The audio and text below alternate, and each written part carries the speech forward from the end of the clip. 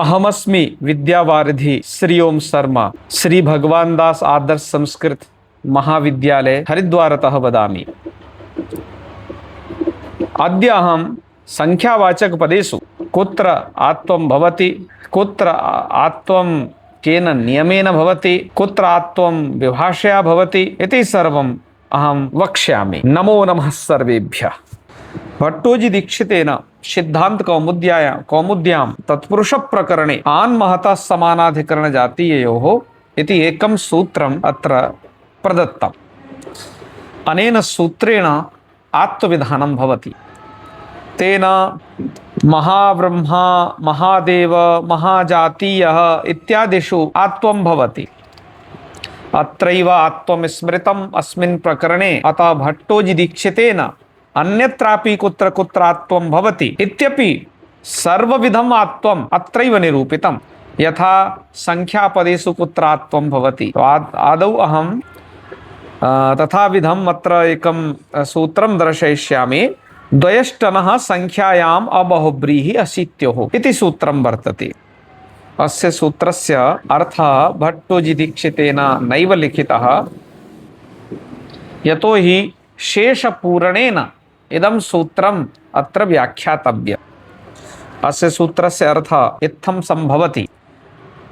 द्वयष्टनः इत्युक्ते द्विशब्दस्य अष्टशब्दस्य च संख्यायाम् इति सप्तम्यन्तं पदं वर्तते।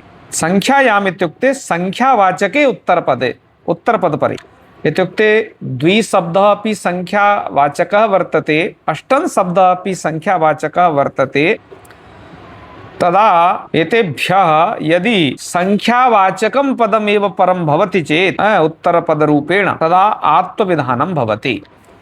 अबहुव्रीहि अशीत्योः इति सूत्रे निषेधांशः वर्तते। बहुव्रीहौ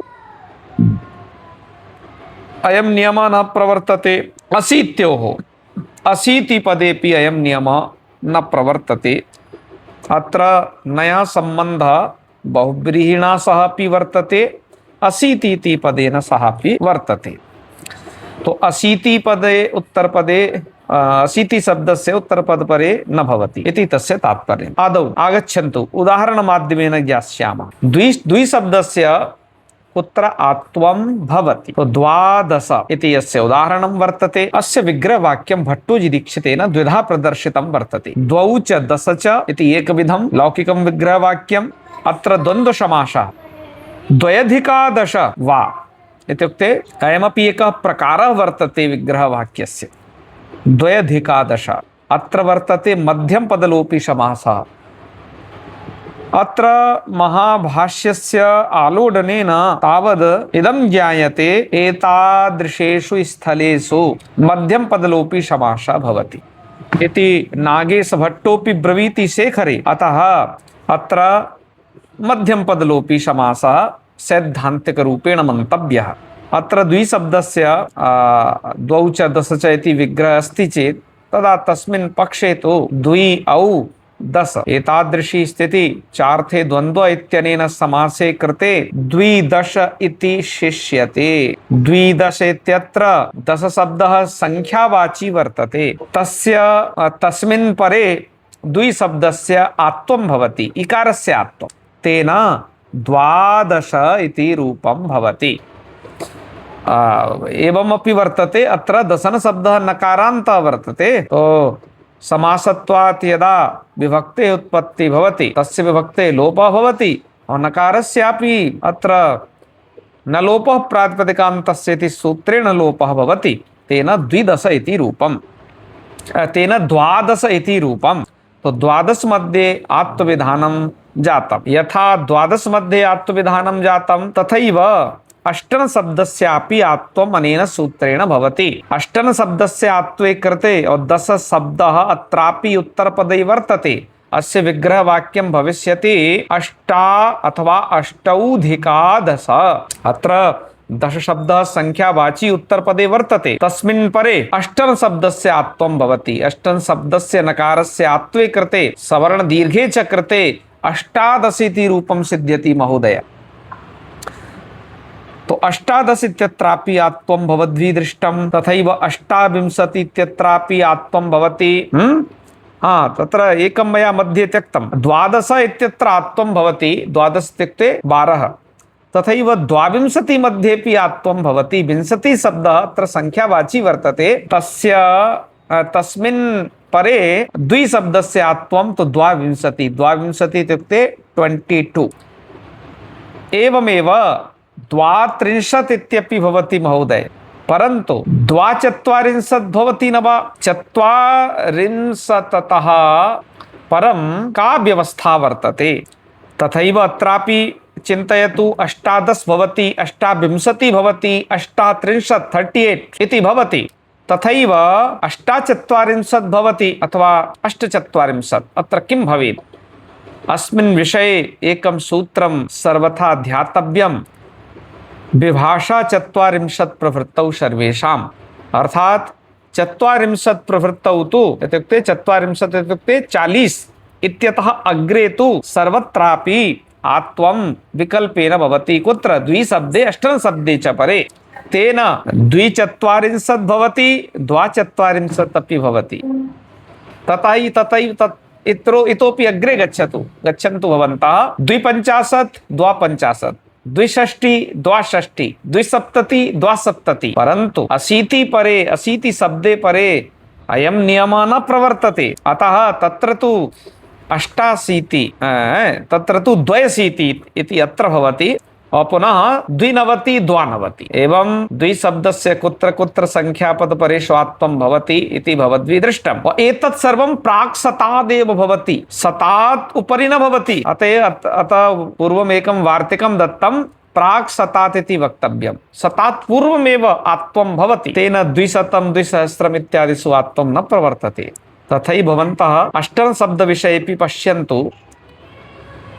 यथा 48, 48 अत्रापि विकल्पे न जातम्, अथ च 48, 58, 68, 68, 78, 78, परन्तु 80 मध्ये तु नियमः न प्रवर्तते।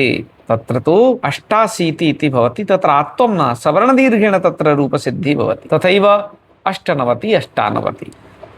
अतः अबहुव्रीहि अशीत्योः किम् इति उक्तं। बहुव्रीहि समासमध्ये आत्वं न भवति। द्वष्टनः संख्यायाम् अबहुव्रीहि अशीत्यो इति सूत्रेण। तेन द्वित्राः इत्यत्र वर्तते बहुव्रीहि समासः।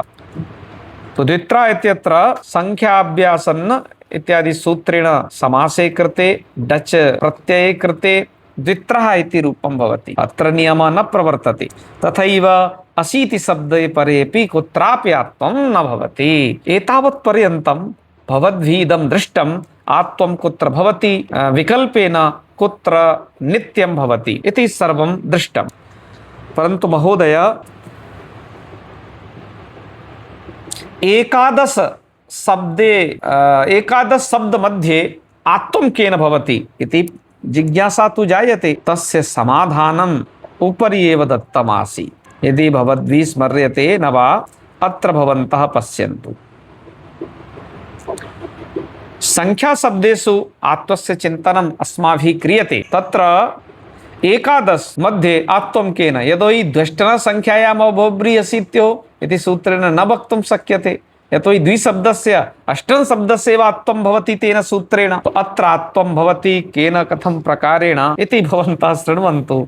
भट्टोजीदीक्षितेन अस्मिन् सूत्रे यदा आन्मतः समानाधिकरण जातीययोः इत्यस्य व्याख्यानं कृतं, तस्मिन् काले एव दत्तं। तत्र वाक्यद्वयं लिखितं। प्रथमं वाक्यं पश्यन्तु। आत् इति योग विभागात् आत्वम्।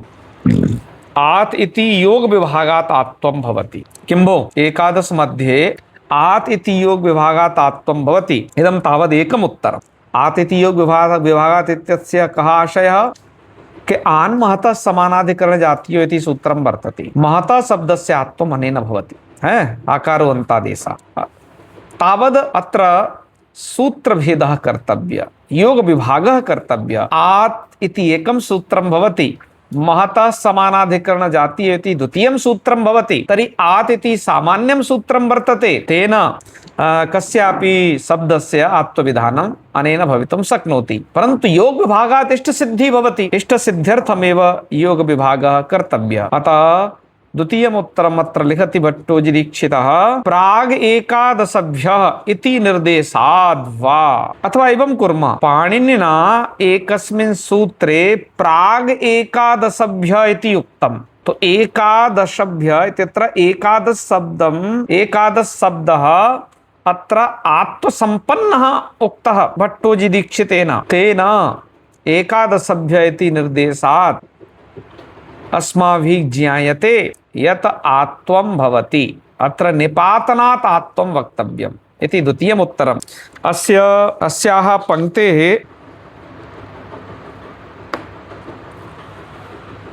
आशयः दाधिमतकारस्तु एवं ब्रवीति। आत्मविधानमत्र कथं मन्तव्यं यत् आत् इति योग विभागस्य ऋष्यनुक्तत्वात्। आत् एतादृश योग विभागः केनापि न उक्तः इत्यस्मात् कारणात् प्राग एकादशभ्य निर्देशात् वा इति द्वितीयम् उत्तरमत्र लिखति भट्टोजिदीक्षितः। इत्यस्मात् कारणात् इदमेव तावत् फाइनल उत्तरम् इति मन्तव्यम्।